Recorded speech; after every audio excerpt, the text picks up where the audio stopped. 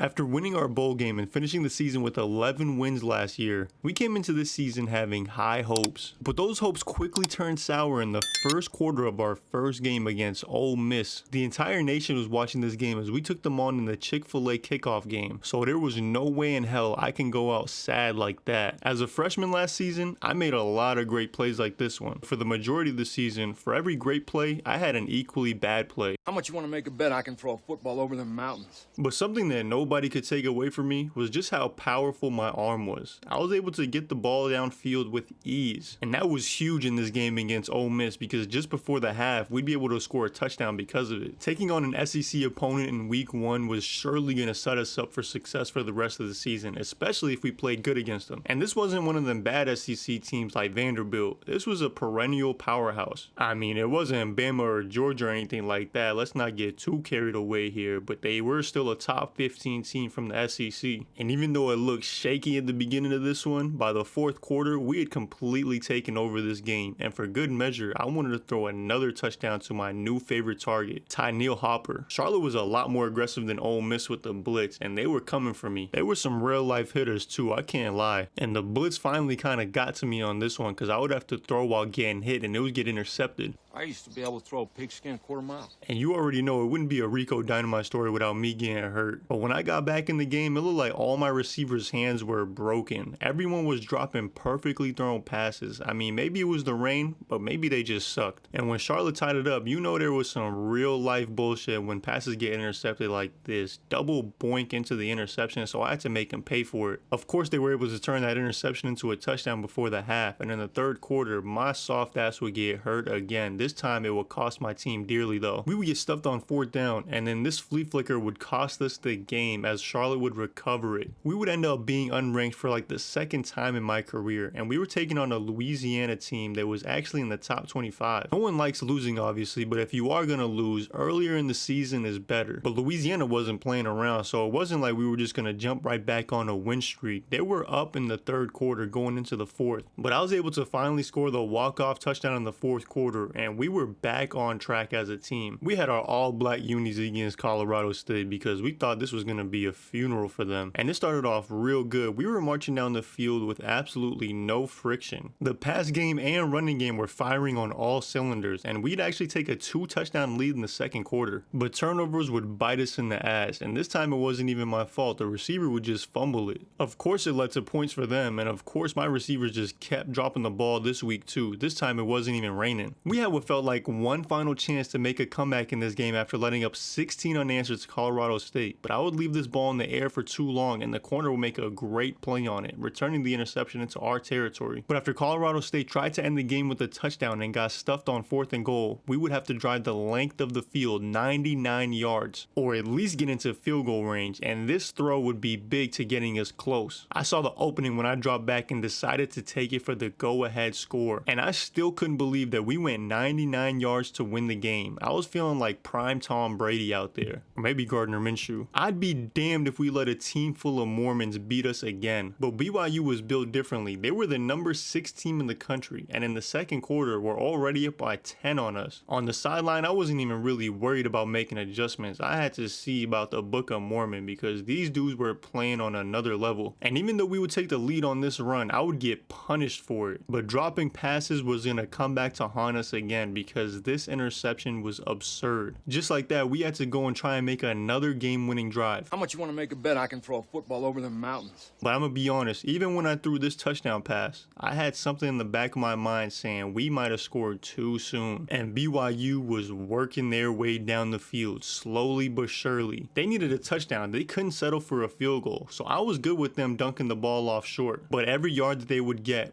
them 1 yard closer to throwing a much easier Hail Mary. And what would you know, their Mormon prayers would actually get answered as they would complete the Hail Mary to win this game. Nah, they were talking hella shit after this one. I'm gonna have to see them next season for sure. After losing last week on a Hail Mary, I had to take my frustrations out on someone. I was gonna treat Fresno State like Peter Griffin treated Meg, with absolutely no respect. And just like Meg, they didn't even do anything wrong. They were just in the wrong place at the wrong time. We were 5 games into the season with 2 losses already. I was surprised we were even ranked in the the top 25, to be honest, because we really didn't deserve it. I was willing to do whatever it took against Fresno State because in the third quarter they were still hanging around, but by the fourth quarter we had established a run game enough to the point where we would run away with it literally. Our momentum would continue against San Diego State, who came in with 4 losses on the season. We were playing in our orange unis at home, so there was zero shot we were losing this one. Every game we played this season was relatively close in the first half, but this game we were just turned up, and my arm was feeling good in this one as we would take the 23-point lead going into the half. 2 dominating wins in this fashion would put us back on track, even though it wasn't the best of competition. But a win is a win is a win is a win, and we had to get ready for a snow game. It was snowing harder than Charlie Sheen's house, or even a party in Hollywood. It was an away game against New Mexico, so we were on our all whites, and we might have had a slight competitive advantage because they couldn't see us on the field, figuratively and literally. But they sure as hell saw the ball as they would intercept this one just before the half when we were trying to take a 2-touchdown lead. We were moving the ball again in the third quarter after being stifled for most of the first half, and I wasn't trusting my arm in this weather, so instead of trying to force it into a window, I would just run it in myself to give us the lead. And I knew I shouldn't have trusted my arm because this throw would get intercepted and we would find ourselves in the fourth quarter trying to make a game-winning drive. But I would end up having the longest run of my career thanks to the blocking of my running back, who literally blocked 3 people on my way to a 70-yard run. And if you thought this game was crazy, the one against Nevada was even wilder. This game looked like it was going to be a 40-point blowout. I mean, we would go up by 17 on this play here in the first half, but Nevada was beating my ass, and when I got sacked on this play, my ankle would roll up under him, and it felt like for the first time ever, the backup would come in and actually do something productive. But by the time I got back in the game, I would have one of the worst plays in college football history as my pitch would get taken back to the house. Nevada would score 23 unanswered, but thankfully this touchdown would put the game away. Wyoming wasn't ready for my gunslinging going into this game. I was on a mission to prove I was one of the better quarterbacks in the conference. But of course I was making bonehead ass plays like that one, and would continue to make terrible plays in the first half. But in the second quarter, I would end up finding my tight end wide open in the back of the end zone to give us an 11-point lead. And this sequence just before the half was absolutely crazy. We would complete this pass down the sideline, and instead of throwing the ball away here and kicking a field goal, I thought that I could make it into the end zone and would get stopped at the inch line. And it looked like that play was going to make all the difference in the world, because when Wyoming went back and scored this touchdown in the fourth quarter, we would have been tied, but instead they were up by 3. Naturally, I would get hurt on this pitch here because what else would I do? And the backup would come in and stink this game up. He would throw the game-losing interception. But was this loss my fault? Let me know in the comments below. I definitely could have played better earlier, but at the same time, there was no way I was avoiding that injury. Honestly, coach can't be putting me in those situations.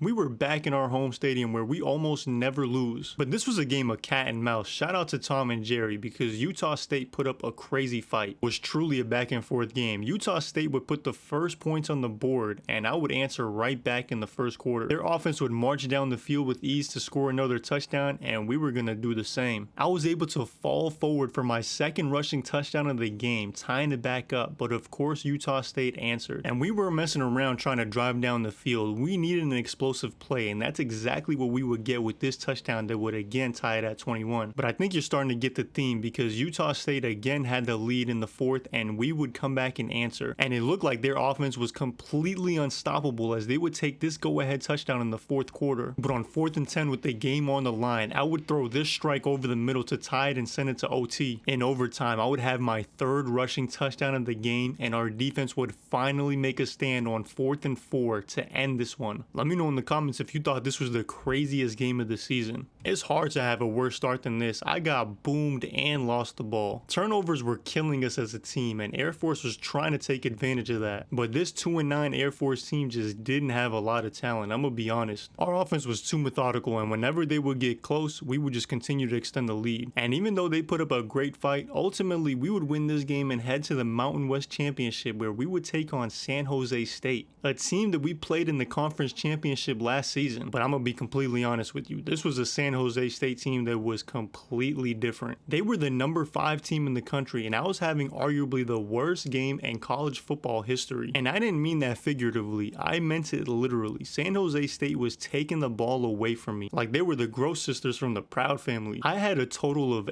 8 turnovers, 7 of which were interceptions. But I guess the silver lining is you literally can't play any worse than this, so it's only up from here for me. I was definitely disappointed that we didn't win the Mountain West Conference, something we set out to do at the beginning of this season, but the better team definitely won this one. After getting abused like Courage the Cowardly Dog in our conference championship, we had an opportunity against Oregon State in our bowl game. But I'm not gonna lie, their defense was pretty damn good, and they would end up injuring our starting running back. He would end up missing most of the game, and to make matters worse, I would get hurt on this play here. With both of us out of the game, the backup QB would step up and deliver this touchdown strike to keep us in it. I would finally come back from my injury in the second half, but Oregon State was clobbering me over the head. But we were finally figuring it out on offense as I would look to my favorite target, Hopper. And of course it wouldn't be a Boise State game without me taking in a touchdown run of my own. But it was still a 1-possession game in the fourth quarter, and even though we would move the sticks on this play here, I would get hurt the very next play, but I knew that I couldn't afford to miss time and would miss just one play to come back and deliver this touchdown strike to put the game away. We would finish the season with double-digit wins again, which was a great accomplishment, but we needed to win the Mountain West Conference next season. Let me know in the comments if you think we have a team talented enough to compete for the national championship. And if you got this far, you might as well subscribe.